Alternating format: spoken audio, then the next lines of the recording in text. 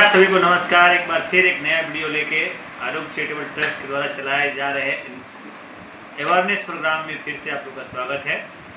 आज हम लोग बात करेंगे कार्डिक अरेस्ट का। जैसे कि क्रिकेट टीम में मैच होता है तब प्लेयर धड़ाधड़ आउट हो जाता है, वैसे ही अभी ज़िंदगी के मैच में धड़ाधड़ विकेट गिर रहा है, धड़ाधड़ लोगों की जान जा रही है।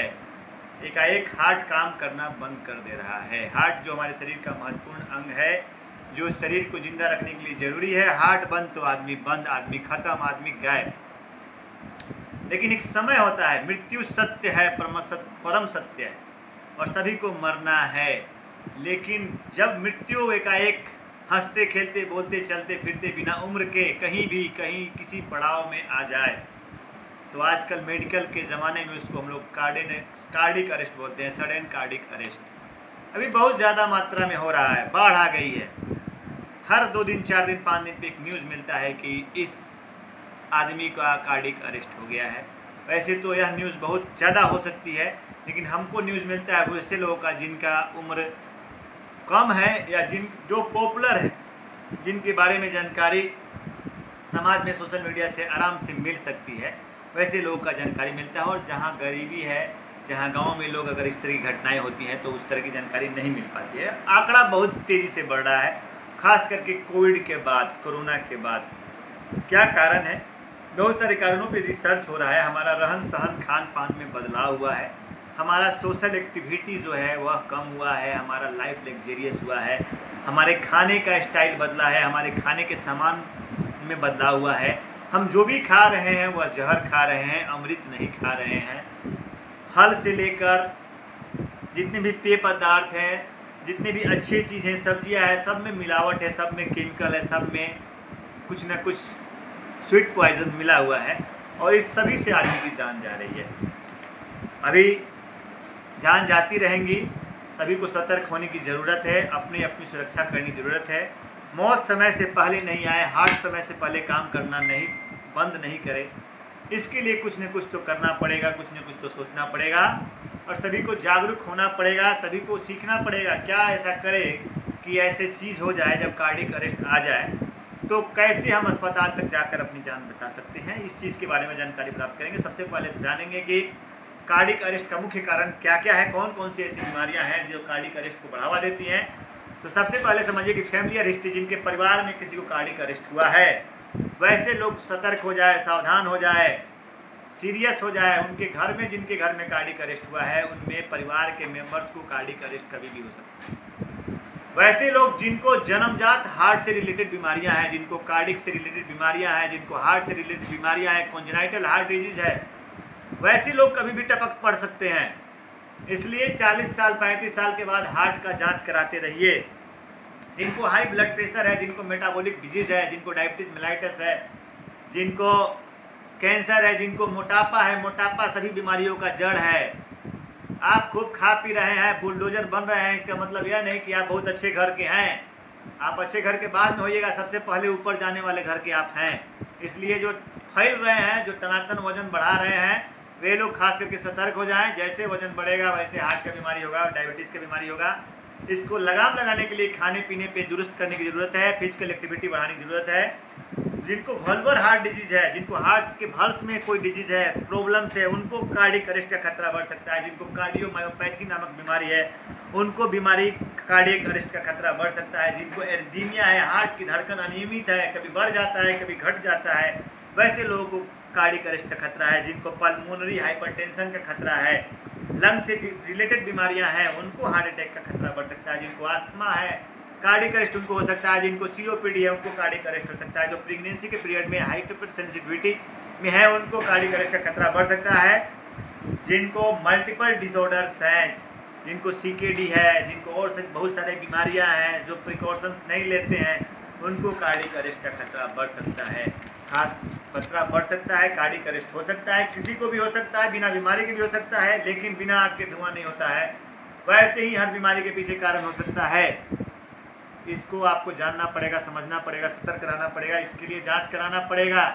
गाड़ी खरीदते हैं 5 लाख 10 लाख 15 लाख 20 लाख 1 करोड़ का, तो टाइम से सर्विसिंग कराते हैं 10 दिन 15 दिन महीना दिन, जैसे जैसे बताता है कंपनी वाला, बॉडी का सबसे इम्पोर्टेंट ऑर्गन है, कितने करोड़ अरबों का संपत्ति है इसके बारे में जानकारी नहीं है, इसके कोई सर्विसिंग नहीं है, इसका हेल्थ के लिए कोई अवेयरनेस नहीं है, इसको हेल्थ चेकअप कभी नहीं करा सकते हैं आप लोग। एजुकेटेड लोग, पढ़े लिखे लोग, कुछ लोग कराते हैं, लेकिन अधिकतर लोग क्या है कि नहीं कराते हैं, उनको इससे मतलब नहीं है। जब बीमारी होगा, जब आग लगेगी तो कुआं खोदिएगा, तो ऐसे आप बच नहीं सकते हैं। अब हम लोग जानेंगे कौन कौन सा कॉजेज है, कौन सा कारण है, इसको हम लोग समझिए कि कार्डिक अरेस्ट की कौन सा कारण है। लेकिन कार्डिक अरेस्ट को बढ़ावा और क्या क्या दे सकता है। यदि किसी पेशेंट को हाइपोक्सिया हो गया एकाएक, ऐसे मानते हैं किसी को ऑक्सीजन की कमी हो जाना, दिस इज कॉल्ड हाइपोक्सिया। अब हमको कैसे ऑक्सीजन की कमी हो सकती है, मानते हैं कि कोई आदमी पानी में डूब गया है, सांस की नली बंद हो गई है, ऑक्सीजन शरीर में कम हो गया है, कोई धुआं में आग लगा है, धुआं में घिर गया है, धुआं के सफोकेशन से हाइपोक्सिया डेवलप कर सकता है, या फिर अस्थमा के पेशेंट को हाइपोक्सिया डेवलप कर सकता है, या COPD coronary obstructive pulmonary disease वाले पेशेंट को अस्थमा का प्रॉब्लम हो सकता है, कार्डिक अरेस्ट का खतरा बढ़ सकता है, जिनको लंग से रिलेटेड बीमारी, निमोनिया, आजकल एसाइटिस, प्लूरल इफ्यूजन बहुत देखने को मिल रहा है, बहुत सारे पेशेंटों में एसाइटिस देखने को मिल रहा है।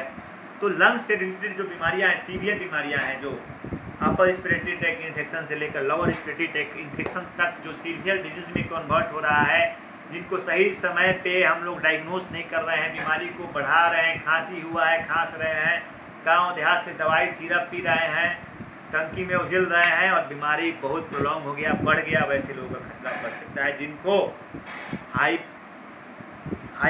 हाइपोक्सिया जिनको है, उनको मेंटेन करना है ऑक्सीजन।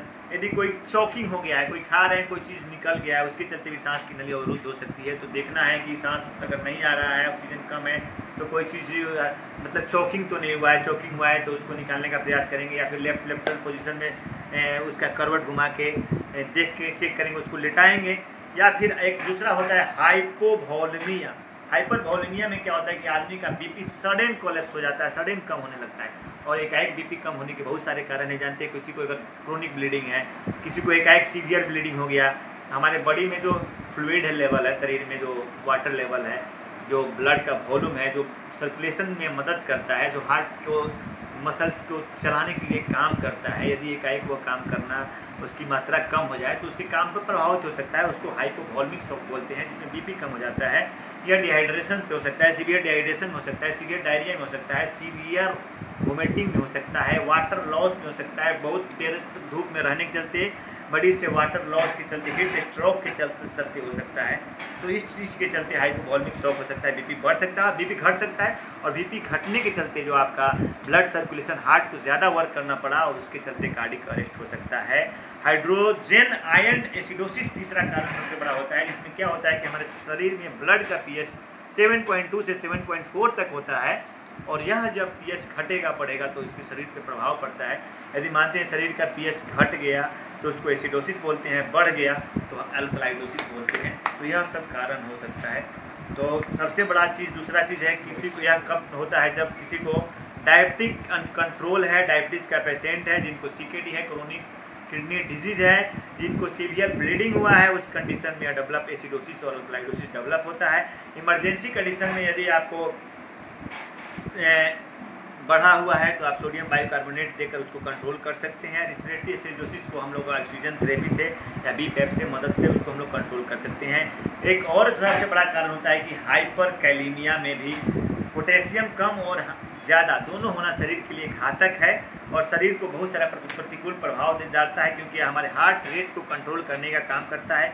यदि पोटेशियम के चलते, बढ़ने के चलते हार्ट में डेंजरस साइड इफेक्ट देखने को मिलता है, हार्ट पर बहुत प्रतिकूल प्रभाव पड़ सकता है और हार्ट का चाल गड़बड़ा सकता है, एरिथमिया डेवलप कर सकता है, हार्ट का इरेगुलर हार्ट बीट हो सकता है, तो उस कंडीशन में आदमी की जान जा सकती है। तो यदि आपको हाइपोकैलेमिया है तो आपको पोटेशियम का इन्फ्यूजन कराना है, यदि हाइपर कैलेमिया है तो आपको कैल्शियम ग्लूटामेट का इंजेक्शन लेने की जरूरत पड़ेगी डॉक्टर्स के राय के अनुसार। एक और सबसे बड़ा अहम कारण है हाइपोथर्मिया, जब शरीर में ब्लड बॉडी का टेम्परेचर जब नॉर्मल टेम्परेचर से बहुत कम हो जाता है, उस कंडीशंस में जो होता है कार्डिक अरेस्ट का चांस बनता है, जो खास करके ठंडे के दिनों में या फिर किसी कारण अन्य कारणों से हो सकता है।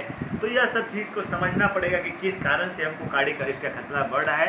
अपने शरीर को रेगुलर चेकअप में रखना पड़ेगा और फिजिकल एक्टिविटी को बढ़ाना पड़ेगा, जेनेटिक कोच को ढूंढना पड़ेगा, फैमिलियर कोच को ढूंढना पड़ेगा, मेटाबॉलिक कोच को ढूंढना पड़ेगा और अपने शरीर को फिट रखने की दिशा में काम करना पड़ेगा। और सबसे अहम बात कि हर किसी के घर में हर किसी को CPR ट्रेनिंग देना आना चाहिए। बहुत दिन पहले 2017 से हम लोगों की संस्था के द्वारा CPR ट्रेनिंग के लिए गांव-गांव में घूमकर लोगों को इकट्ठा करके इस CPR मैनक्यू को पे लोगों को बता के हम लोगों ने बहुत सारे स्कूलों में बहुत सारी जगहों पे CPR ट्रेनिंग कराया है। और इसमें हम लोग बताते हैं कि आपातकालीन स्थिति में जब किसी आदमी की मृत्यु हो जाए तो आप कैसे उसको कंप्रेशन देकर ABC विधि को अपनाकर कंप्रेस करके उस पेशेंट को CPR देकर उसको अस्पताल तक पहुंचा सकते हैं, उसकी जान बचा सकते हैं। 100 में 90 लोगों की जान बचा सकते हैं यदि तुरंत आप CPR देना स्टार्ट कर देते हैं। तो सबको घर में CPR देना सीखना पड़ेगा। ऑफिस में, घर में, जहाँ पे आदमी रहता है, जहाँ पे जो सर्किल है, सबको आना पड़ेगा CPR देने। किसी भी इमरजेंसी कंडीशन में यदि हम लोग जानते हैं कार्डियक अरेस्ट की कंडीशन में, तो CPR देकर शायद शॉक देकर हम लोग उस पेशेंट को बचाकर अस्पताल तक ले जा सकते हैं। और अब तो बहुत सारे मॉल और बहुत सारे सार्वजनिक जगहों पे कार्डियक शॉक देने के लिए पूरा डिफिब्रिलेटर की भी व्यवस्था की गई है। और यह सबको आना चाहिए। विदेश में सारे लोग इस पर एक्टिव हैं और इसका अवेयरनेस और ट्रेनिंग होता है, लेकिन हमारे भारत में ऐसा नहीं होता है। जितने लोग हैं, अच्छे लोग हैं, वो अपने फेर में हैं। जो पैसा वाले हैं वो पैसा कमाने के फेर में हैं। जो नेताजी लोग हैं वो अपना तिजोरी भरने के फेर में हैं। तो सब लोग अपने अपने फेर में हैं, लेकिन इस सब चीज़ के लिए कोई एक्टिव नहीं है। तो लोग को खुद निकल के आना पड़ेगा। किसका नंबर कब आएगा, कौन कब जाएगा, किस कार्डिक अरेस्ट से कब क्या किसको हो जाएगा, यह समझिए कि आपका भी समय आ सकता है। इसके लिए सबको सीखना पड़ेगा, सबको सतर्क होना पड़ेगा, सबको होशियार बनना पड़ेगा और सबको एक्टिव होना पड़ेगा, सबको CPR ट्रेनिंग सीखना पड़ेगा। जय हिंद।